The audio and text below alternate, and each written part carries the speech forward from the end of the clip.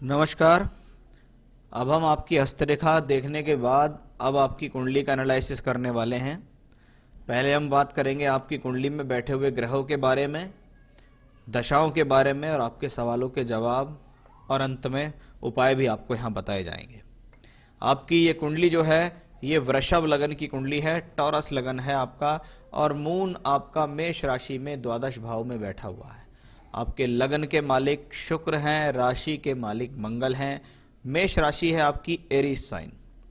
चंद्रमा 11 डिग्री का होकर 12th हाउस में बैठा है मेष राशि में। ये ऐसे बच्चे मूल नक्षत्रों में पैदा होते हैं। अश्वनी नक्षत्र में आपका जन्म हुआ है, जिसको कहते हैं कि बच्चा मूल में पैदा हुआ। चंद्रमा अगर किसी कुंडली में अग्नि तत्व राशि में हो और उसके ऊपर मंगल का प्रभाव, जैसे मंगल की चौथी दृष्टि भी है, तो ये व्यक्ति को अचानक से तेज गति से क्रोध दिलाने वाला एक कॉम्बिनेशन बनता है। कभी कभी व्यक्ति अपने जीवन में डिसाइड नहीं कर पाता है कि मुझे कब और कहाँ किन परिस्थितियों में अपने साहस को प्रदर्शित करना है, कब मुझे अपना साहस दिखाना है। कभी कभी व्यक्ति बहुत तेज गति से क्रोध वाला, फटाफट से एक्शन लेने वाला हो जाता है, बाद में उसको लगता है कि यार मुझसे तो ये गलती हो गई। साथ ही साथ ये भी देखा जाता है कि यहाँ चंद्रमा द्वादश भाव में अकेला बैठा हुआ है, इसके ऊपर कोई शुभ प्रभाव नहीं है, मंगल का प्रभाव है और चंद्रमा के दोनों तरफ कोई ग्रह नहीं। शास्त्र में इसको केमद्रुम योग भी कहलाया जाता है। केमद्रुम योग पैसे से संबंधित तकलीफ देता है। जीवन में व्यक्ति बहुत ज्यादा पैसा कमा लेता है, लेकिन धन संचय उसका नहीं हो पाता है। धन संचय ना होना, पैसे का इकट्ठा ना होना, आ रहा है पैसा लेकिन जा रहा है पैसा किसी ना किसी माध्यम से, तो ये आपके इस कॉम्बिनेशन की बदौलत है। उपाय मैं अंत में बताऊंगा, उनको करेंगे तो इन चीजों से आपको फायदा मिल जाएगा। लेकिन जब हॉरोस्कोप में प्रॉब्लम हो तो आपको ये चीज समझ जानी चाहिए कि मेरी कुंडली में ये प्रॉब्लम है, अगर मैं इससे बच के चलूंगा तो मेरे लिए लाभ रहेगा। लगन का मालिक शुक्र है, स्थिर लगन है, स्वभाव में स्थिरता देता है। वृषभ लगन के मालिक शुक्र बैठे हुए हैं कुंडली के अष्टम भाव में। अष्टम भाव में बैठा हुआ शुभ ग्रह आयु के लिए अच्छा माना जाता है। घर परिवार से सहयोग दिला देगा, पैतृक संपत्ति दिलाने का भी एक योग ये बन जाता है। लेकिन लग्नेश का अष्टम में जाना व्यक्ति के जीवन में संघर्ष को अवश्य लाएगा। बृहस्पति इस कुंडली में उच्च के होके 3rd हाउस में है। तीसरे घर में अगर उच्च का बृहस्पति हो तो मैंने ये कॉम्बिनेशंस राइटर्स के हॉरोस्कोप में, सिंगर्स के हॉरोस्कोप में कुछ लिखते हैं, कोई कहानी लिखता है, कोई डायलॉग लिखता है, यानी या कोई स्पीच देता है, कोई प्रीचिंग्स देते हैं, किन्हीं की भाषण शक्ति अच्छी है, तो ये बृहस्पति तीसरे घर में बैठकर उपदेशात्मक रवैये को अपना रहा है। यानी ऐसे लोग अगर उपदेश से संबंधित काम दूसरों को सलाह दे रहे हैं, वो आपकी सलाह को मान रहा है, यानी अच्छे सलाहकार ऐसे लोग हो जाते हैं। बृहस्पति 3rd हाउस में यहाँ बैठा हुआ है, सोर्स ऑफ इनकम देने वाला प्लेनेट है। स्थान परिवर्तन कराकर, ट्रैवलिंग्स कराकर, यात्राएं कराकर आपको जीवन में सोर्स ऑफ इनकम देगा ये प्लेनेट। तो वो स्थिति बृहस्पति की यहाँ 3rd हाउस में बनी हुई है। ये कोई खराब बृहस्पति नहीं है। अब बात करेंगे शनि राहु के योग की। शनि राहु का योग अच्छा नहीं होता। जब जब कोई भी ग्रह राहु केतु की परिधि में आता है तो राहु का हमेशा से काम रहा है ग्रहण लगाना, क्योंकि ये स्मोक है, ये धुआं है, ये छाया है। जब ये शनि के साथ हो, शनि है कर्म कारक ग्रह, प्रोफेशन देने वाले, आपसे कर्म कराने वाले, और जब राहु उसके साथ हो तो व्यक्ति अपने जीवन में अपने गलत कर्मों के कारण अपना नुकसान कर लेता है। यहाँ मैं प्रोफेशनल लाइफ की बात नहीं कर रहा हूँ, मैं यहाँ बात कर रहा हूँ आपके स्वयं के कर्म। व्यक्ति चाहता है, जानता है कि वो क्या कर रहा है, और उस गलत चीज को जानते हुए भी वो जीवन में निर्णय ले जाता है, जहां से उसके कर्म खराब होने शुरू हो जाते हैं। और जब कर्म खराब होते हैं तो उनका खामियाजा उसे अपनी जिंदगी में भुगतना भी पड़ता है। तो ये जो शनि राहु का संयोग है, ये एक ज्यादा अच्छा नहीं है। इन चीजों से आपको बचना होगा। वैसे शनि इस कुंडली में योग कारक है, नवम और दशम भाव के मालिक हैं, 4th हाउस में बैठे हुए हैं। आपको अपने कार्य, अपनी दशा के अंदर आपको भूमि जमीन जायदाद का सुख दे देंगे, प्रोफेशन का सुख देंगे, भाग्य का सुख दे देंगे। तो वो स्थिति अच्छी है। और यहाँ देखिएगा भाग्य स्थान और चौथे स्थान का राशि परिवर्तन योग भी बना हुआ है, यानी सूर्य और शनि आपस में राशि परिवर्तन बना रहे हैं। इसका मतलब क्या है, नौवां घर और चौथा घर जब राशि परिवर्तन योग बना दे तो आपके सुख साधन आपके भाग्य से जुड़ जाते हैं, यानी व्यक्ति कहीं भी रहे, किसी भी परिस्थिति में रहे, लेकिन उसको सुख साधन मिल जाते हैं। ये अच्छा संयोग है, दिखता है। लेकिन ये कॉम्बिनेशन पिता के साथ मतभेद और पिता के स्वास्थ्य के लिए अच्छा नहीं माना जाता है। केतु 10th हाउस में है, अपनी दशा अंतरदशा के अंदर शनि के फल देगा, क्योंकि शनि की राशि में है, तो केतु की दशा भी कोई खराब दशा नहीं हुई है। सूर्य, मंगल और बुध, मंगल और बुध जब जब किसी भी कुंडली में क्लोजेस्ट हो जाते हैं, जैसे मंगल 17 डिग्री है, बुध 16 डिग्री है, ये वो कॉम्बिनेशन है जो आपको प्रॉब्लम देता है। कब देता है ये प्रॉब्लम? ये प्रॉब्लम जब देता है, मैंने मंगल बुध वाले लोगों को देखा है कि ये लोग ऐसा समझते हैं कि मैं जितना होशियार हूं, शायद सामने वाला उतना होशियार नहीं है। इसको कहते हैं एक्स्ट्रा ऑर्डिनरी, अपने आप को सामने लोगों के सामने दर्शाना।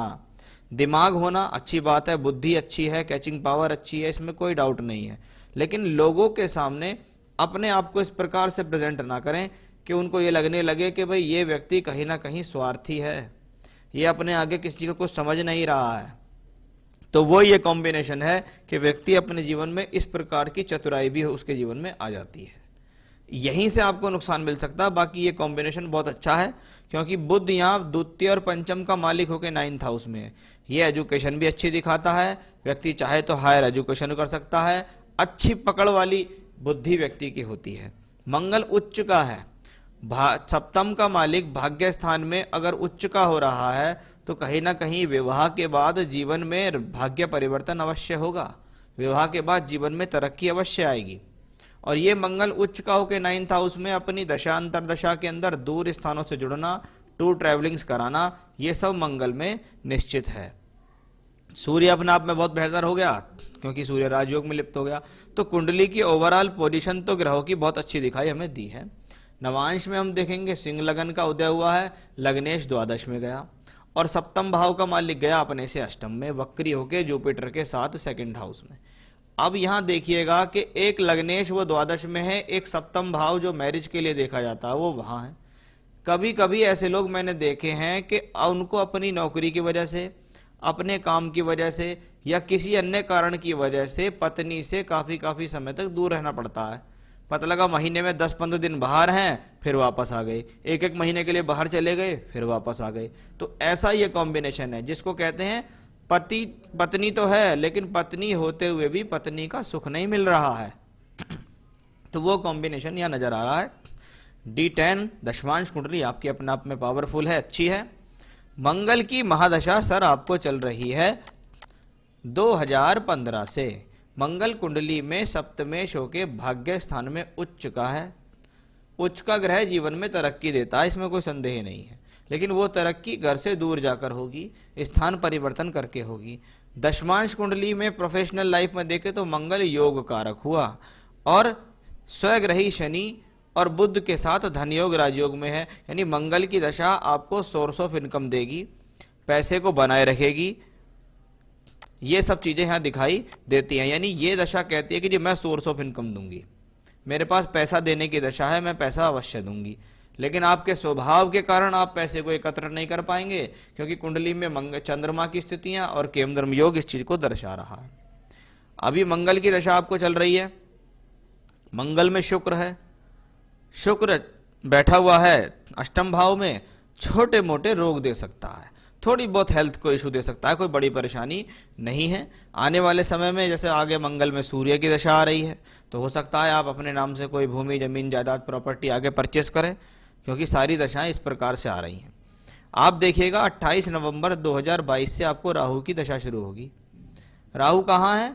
चौथे घर में, शनि के साथ है। इसका मतलब कर्म होता रहेगा, प्रोफेशनल लाइफ चलती रहेगी, लेकिन ये राहु शनि का योग है। आप अपनी तरफ से कोई ऐसी गलती नहीं करेंगे जिससे आपको अपनी प्रोफेशनल लाइफ में हानि या मान सम्मान का में परेशानी का सामना करना पड़े।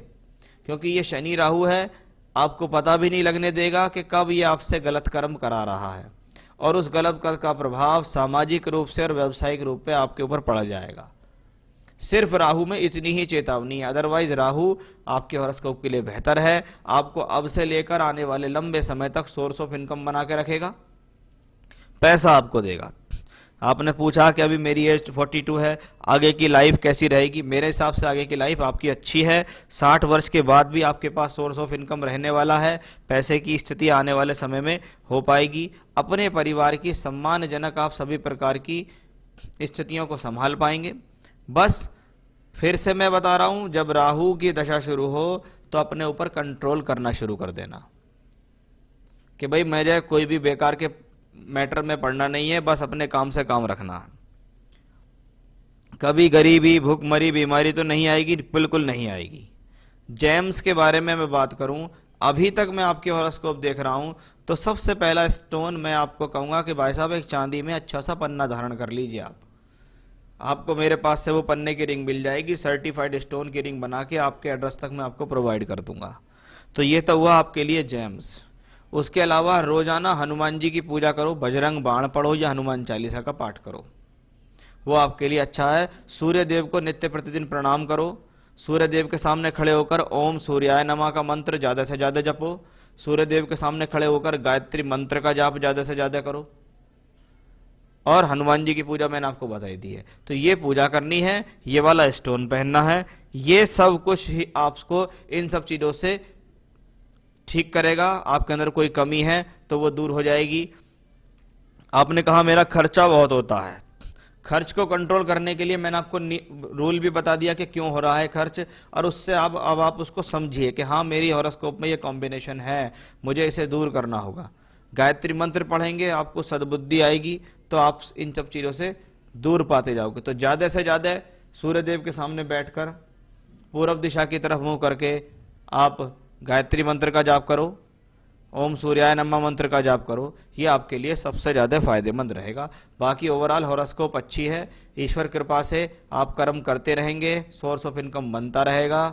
बस अपनी तरफ से कोई गलती आपको करनी नहीं है। एक पन्ना रतन आपको हमसे प्राप्त हो जाएगा, आप उसको धारण कीजिएगा, आपके लिए बहुत बेहतर रहने वाला है। तो ये था आपके हॉरोस्कोप का एनालिसिस। नमस्कार।